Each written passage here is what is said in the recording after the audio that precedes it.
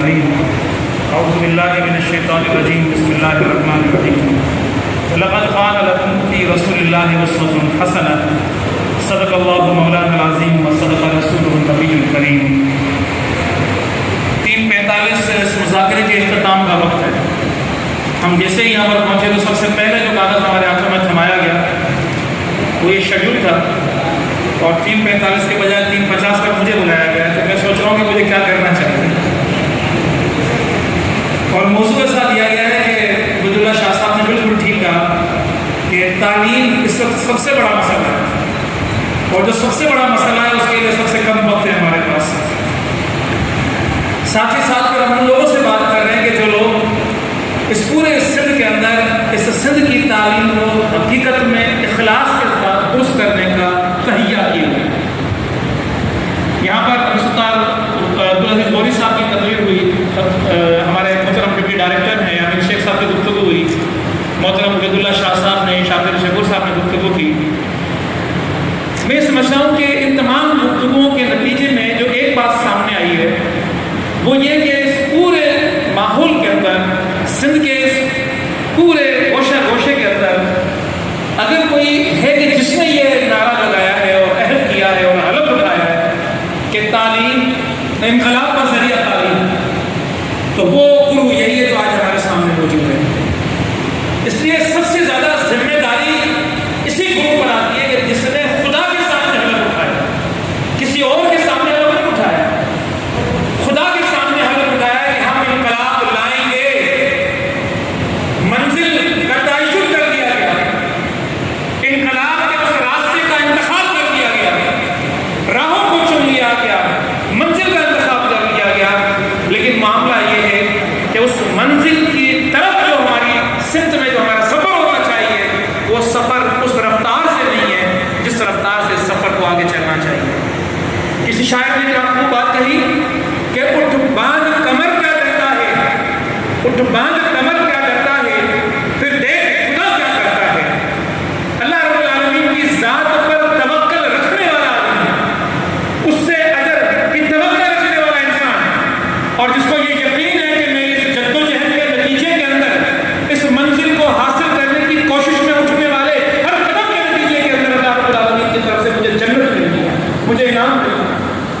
ایسا انعام نہیں کہ جو دنیا کے یہ کرم لوگ توقع رکھتے ہیں، یہ دنیا کی جدوجہد کرنے والے لوگ اس اخروی جدوجہد کرنے والے لوگوں سے آگے نکلے ہوئے نظر آتے ہیں۔ ان کی رفتار تیز ہے، وہ نظام کو بگاڑنے کے پیچھے لگے ہوئے ہیں، وہ دنیا کے اندر اپنی منفیت کے لیے، وہ دنیا کی زندگی کو اپنا سب کچھ سمجھ کر اس دنیاوی زندگی کے حصول کے لیے اپنی جانیں لگائے ہوئے ہیں، لیکن جن کو جنت کی تلاش ہے اور جنہوں نے جنت کی تلاش کے لیے اس راستے کا انتخاب کیا ہے وہ ان راہوں کے اندر جدوجہد کمی نظر آتے ہیں۔ جنہیں زندگی ہو پیاری وہ یہیں سے لوٹ جائیں۔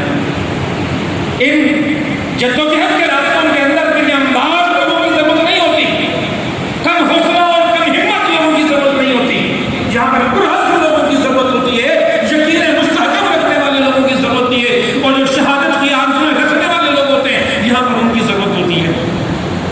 اور میں سمجھتا ہوں کہ اگر ہم اپنے گریبانوں کو جان کر دیکھ لیں، اپنے اپنے گریبانوں میں ہم لوگ جھانک کر دیکھ لیں، تو سچی بات یہ کہ شرمندگی کے علاوہ ہمیں کچھ نظر نہیں آتا۔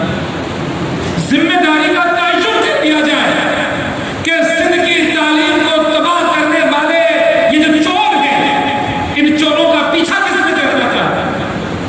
اگر بھاگیا نہ جا گیا تو چوروں کے پکڑو ہونا ہے۔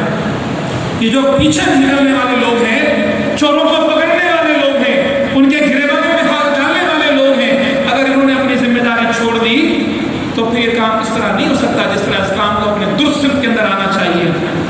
لطیف کا بہت پیارا شعر سامنے آپ کے سامنے پیش کیا، صدائے کی صدقہ صد امید خواہش آرزویں ہر ایک کرتا ہے، بھوک نہ باسے کا بھوک یہ برداشت ہے، ایسے نہیں ہوتی۔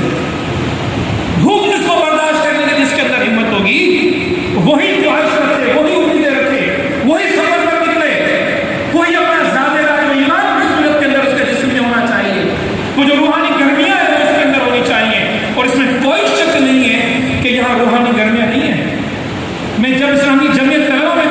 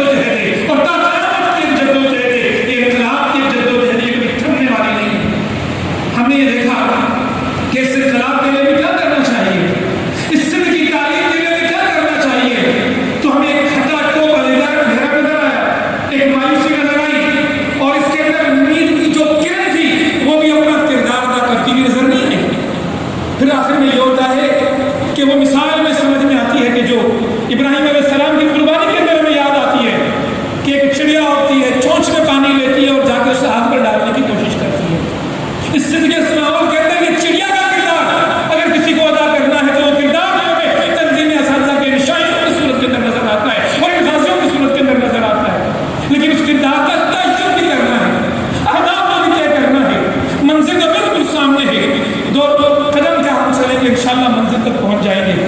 اور یہ بات میں کو وثوق سے کہتا ہوں، اسی تعلیمی اداروں کے اندر کام کرتے ہوئے، ان ایڈمنسٹریشن کی پوسٹوں میں کام کرتے ہوئے، ان پالیسی سازوں کے ساتھ کام کرتے ہوئے ہم نے دیکھا ہے کہ ان کے اندر ذرا سی بھی ہمت نہیں ہے، صرف ان چوروں کو للکارنے کی ضرورت ہے اور پکارنے کی ضرورت ہے اور آنکھیں نکالنے کی ضرورت ہے۔ ہمت اگر ہمارے اندر موجود ہے تو آپ کسی شاعر نے کیا خوب بات کہی کہ ہمت سلامت تو سمندر میں ہے ساحل، کہ ہمت سلامت تو سمندر میں ہے ساحل، نہیں ہمت تو پھر ساحل میں ساحل نہیں ہوتا۔ اگر یہ ہمت یہ تنظیمیں اساتذہ اپنے اندر پیدا کر لے، مجھے پورا یقین ہے اللہ کی ذات کے اوپر، اللہ کے رسول کی اشارتوں کے اوپر، احادیث کے اندر موجود احادیث کے اوپر، یہ قافلہ جب نکلے گا دنیا کی کوئی طاقت کی قوت، کوئی نبی کی مخالف اس کا راستہ نہیں روک سکتا۔ ضرورت اس بات کی ہے کہ یہاں جتنے بھی لوگ جمع ہوئے ہیں یہ سب کے سب لوگ یہ عہد کر کے یہاں سے نکلیں کہ یہاں سے اٹھنے کے بعد اب ہمیں ٹھنڈے پیٹوں اپنے گھروں میں جا کے نہیں بیٹھنا، اب ہمارے بستروں پر ہمیں آرام نہیں آنا چاہیے، اب سکون کی نیند کو چھوڑنا ہے، اب جدوجہد کے راستوں کو اختیار کرنا ہے، یہ شہادت کہے ہوئے میں قدم رکھنا ہے۔ لوگ اکثر سمجھتے ہیں مسلمان ہو، ایمان کی ہم نے بات کی ہے، ابھی تازہ ہی ہم 5 دوستوں نے انٹری کیے اور ہم نے مضامین وہی اٹھائے جو وقت کی ضرورت ہے۔ میں نے مضمون اٹھایا مورل ڈیولپمنٹ، اخلاقیات کی تعمیر، اور جسد یہ میں نے مضمون اٹھایا تھا، یہ ٹاپک اٹھایا تھا، میری سوچ یہ تھی کہ تعلیم کے اندر اگر اخلاقیات کی تربیت کا کوئی سامان ہے تو اسلامیات میں ہے۔ میرے بعد خاصی دوست نے کہا کہ ہمیں نصاب کے اندر تبدیلی کرنی چاہیے۔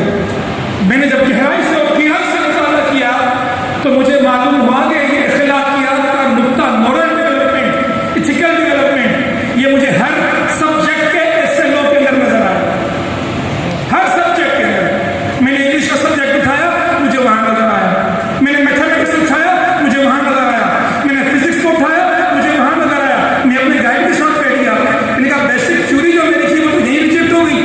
میں سمجھتا تھا کہ اخلاقیات کی تعمیر تو اسلامیات کرتی ہے، لیکن میں نے جس سبجیکٹ کو اٹھایا ہے وہاں پر مجھے SLO کے اندر ایتھیکل ڈیولپمنٹ اور مورل ڈیولپمنٹ نظر آیا، تو مجھے سبجیکٹ کو وسعت دینی پڑی۔ پھر میں نے کہا کہ نہیں، تعلیم کے نتیجے کے اندر ٹیچنگ کے ذریعے سے انقلاب، تو میرے استاد نے کہا کہ چلو کام کرو، میں کام کرنے لگ گیا۔ کام کرنے سے معلوم ہو گیا کہ ٹیچنگ تو ہو رہی ہے لیکن مورل ڈیولپمنٹ نہیں ہو رہی۔ اس کا سبب کیا ہے؟ جب تھوڑی تحقیق آگے بڑھی تو معلوم ہوا کہ سبب یہ ہے کہ تمام دنیا کے کریکولمس کے اندر، تمام دنیا کے نصابوں کے اندر ایتھیکل ایجوکیشن موجود ہے۔ پیاجے نے 18ویں صدی کے اندر، 19ویں صدی کے آغاز کے اندر، اور اس کے بعد پھر اس کے کالبرتھ نے اس کے اندر موڈیفیکیشن کی، مورل ڈیولپمنٹ کی بہترین تھیوریز پیش کر دی گئی، اور اگر ان کو انٹرپریٹ کیا جائے تو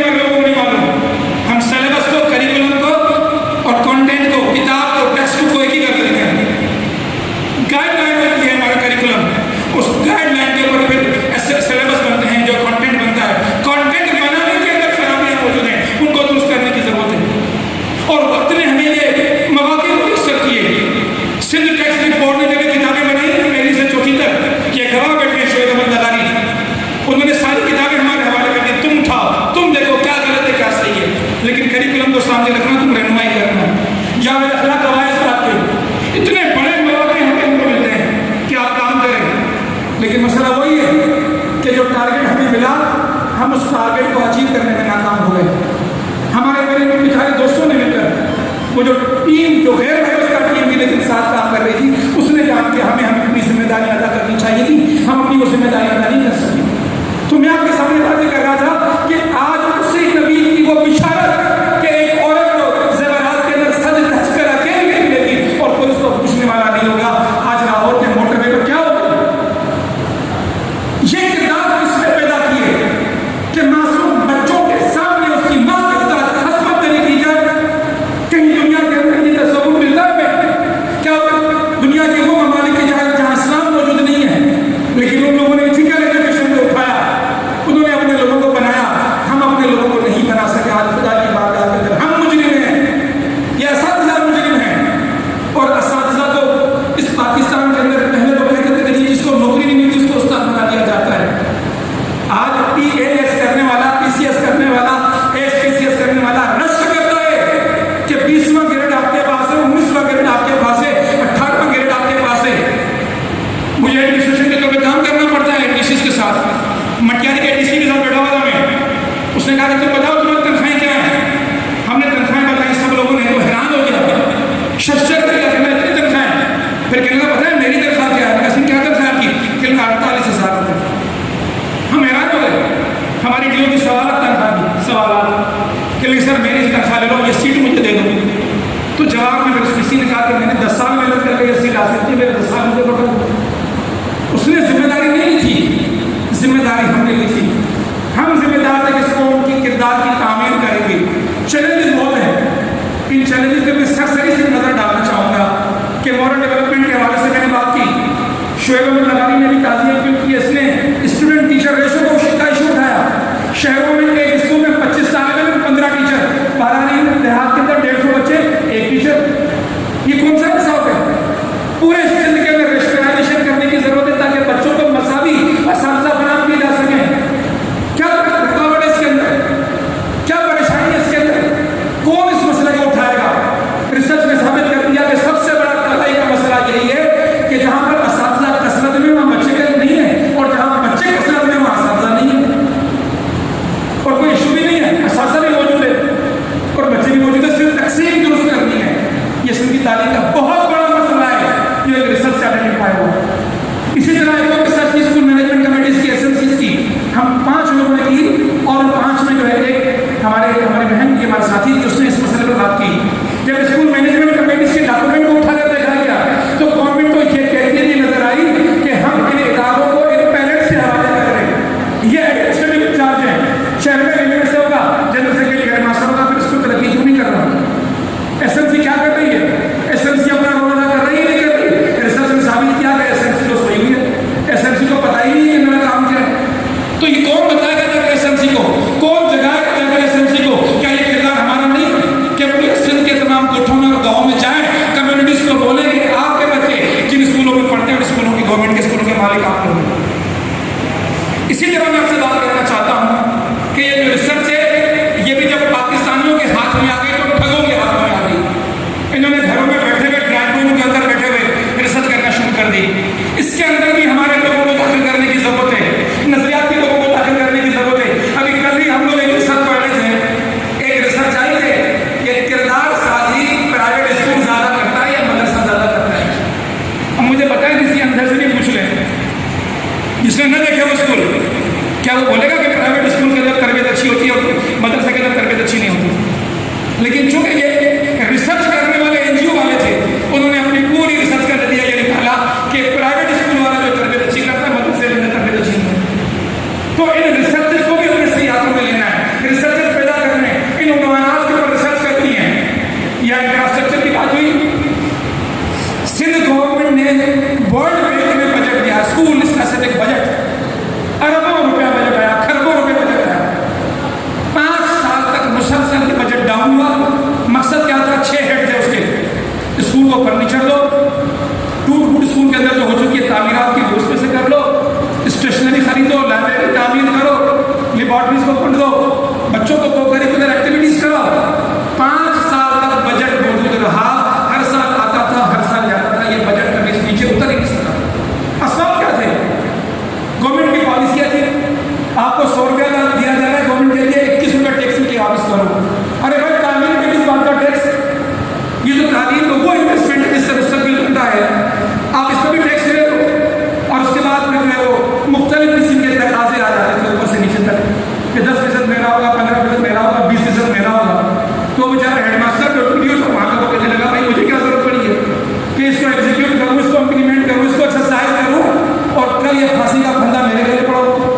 इंक्वायरियाँ मेरे गले पड़ी हुई हूँ, कहते हैं मुझे मिले, मेरे पीछे आ जाए, तो लोगों ने कहा भाई हम नहीं कर सकते। फिर सिंध गवर्नमेंट ने पिछले 2 सालों में कहा कि नहीं हम खुद करते हैं, हम फर्नीचर खरीद के देते हैं। वो खरबों रुपए सिंध गवर्नमेंट के पास चले गए। बड़ी कमेटी बनाई गई, साहब जो सखर आई आ रहे उनको चेयरमैन बनाया गया, और ये जो हमारे मोइनुद्दीन हैदर साहब थे उनको मेंबर बनाया गया, और भी एक से लोग रखे गए। 2 साल से वो एक भी डेस्क लेने के काबिल नहीं हो सके। अब सिंध के तालीमी इदारों में 2004 से लेकर 2020 तक बच्चों को डेस्क नहीं मिल सके। बच्चे ईंटों में और पत्थरों पर बैठे रहे, तख्तों पर बैठे रहे, तो तालीम कैसे सुधरेगी? बिजली का फुकदान हो वहाँ, सहूलतों का फुकदान हो वहाँ पर। इसी तरह मैं आखिरी बात करना चाहूँगा, वक्त से भी मेरे पास चला गई है कि जो प्राइवेट स्कूल्स की हम लोग बात करते हैं, उन प्राइवेट स्कूल्स के बारे में हमने गवर्नमेंट ऑफ पाकिस्तान सिंध से कहा कि इसके लिए सबसे बड़ा मेन मसला है डेटा का, और डेटा का इशू हमारे सामने सबसे पहले शाकिर साहब ने उठाया था। मैं उनको ये बात बता दूं कि आपके हमारे 4 दोस्तों ने मिलकर, जिसमें मैं खुद शामिल हूँ, ये जो लोग मौजूद हैं यहाँ पर जिनके पास यूट्यूब मौजूद है, नवाब जैन लगानी लिख कर मेरा चैनल निकाल देंगे। सबसे पहले जो वहाँ पर मैंने वीडियो रखी है वो सेक्रेटरी एजुकेशन की गुफ्तगू है, वो आपको अप्रिशिएट कर रहा है। हम आप में से आपसे अलग वो नाम लेकर कह रहा है कि ये वो लोग हैं जो हमारे डिपार्टमेंट के लिए एजाज है। बगैर टका पैसा खर्च किए, वो खुद कह रहा है, बगैर टका पैसा खर्च किए हुए सिंध एजुकेशन प्राइवेट स्कूल्स के लिए वेबसाइट हमारे 4 दोस्तों ने मिलकर बनाई। मैं खुद उसका चेयरमैन हूँ। 4 लोगों ने बनाई पूरे सिंध के अंदर, और पूरा डेटा उसके अंदर डालने की और ऐसा निज़ाम बनाने की हमने बात की जो इससे पहले अरबों डॉलर, अरबों रुपए लेने वाले लोगों ने ये काम करके देखा, लेकिन वो नाकाम हो गया, और हमने फूल प्रूफ निज़ाम बनाया। आज वो वेबसाइट मौजूद है, लेकिन प्राइवेट स्कूल मैनेजमेंट के जितने नुमाइंदे थे वो सारे के सारे खुश होते कि ठीक है। हमने कहा कि फंड पॉलिसी होनी चाहिए, वेबसाइट पे जाओ, डेटा पुटअप करो, वहीं से सर्टिफिकेट निकालो, स्कूल की इसका रिन्यूअल हो गया। लेकिन जब हम स्कीम बनाकर जब गवर्नमेंट के साथ बैठे, प्राइवेट स्कूल के डायरेक्टर के साथ बैठे, तो उन्होंने कहा ये तो उन्होंने जरूर कर दिया। अगर लोग हमारे पास नहीं आएंगे तो हमारा निज़ाम कैसे चलेगा? उन्होंने जाकर सेक्रेटरी को शिकायतें लगाई, जाके प्राइवेट स्कूल मैनेजमेंट वालों से बातें की और उनको गुमराह कर दिया। लोगों ने कहा कि ये तो निकालो, ये जो हमारे लोग जब तक ये न जाए स्कूलों में उस वक्त तक जो है ये रजिस्ट्रेशन नहीं होनी चाहिए। हमने कहा चलो डाल देते हैं। उसके बाद फिर हमारी प्राइवेट स्कूल मैनेजमेंट और पेरेंट्स मैनेजमेंट के साथ बात हुई, वो दोनों उस पर खुशी राजी थी, हम क्या करें। तो फॉल्ट और खामियां मौजूद हैं। अब यहाँ पर जरूरत थी उस किरदार की जो सारे करप्शन के इन अमराज से गुजर रहा है। और मैं ये जिम्मेदारी के साथ कह रहा हूँ, जिम्मेदारी के साथ, कि जितने भी प्राइवेट स्कूल हैं, मुझे नहीं मालूम कि कोई इक्का दुक्का बचता हो स्कूल, जब तक कि वहाँ पर खिलाएगा नहीं उसको रिन्यूअल नहीं मिलता। ये मूजी मर्ज इससे निजात मुमकिन नहीं नजर आती। तो ये सब लोग खड़े क्यों नहीं हो जाते हैं? ये सारे मालिकाना स्कूल और गवर्नमेंट को बोल देंगे वो जो वेबसाइट बनाई गई थी कि मैं अपने घर पे बैठे बैठे डेटा फीड करूँगा, उसी के जरिए से मेरे रिन्यूअल मिल जाए, आपकी टीम आके इंस्ट्रक्शन करके चली जाए, उसका काम सिर्फ नहीं होना चाहिए। तो मसाइल में हमारा भी किरदार है कि हम अपना किरदार दुरुस्त तरीके से अदा नहीं कर रहे। तो बस मैं आपसे यही बात करना चाह रहा हूँ कि ये जो सफ़र है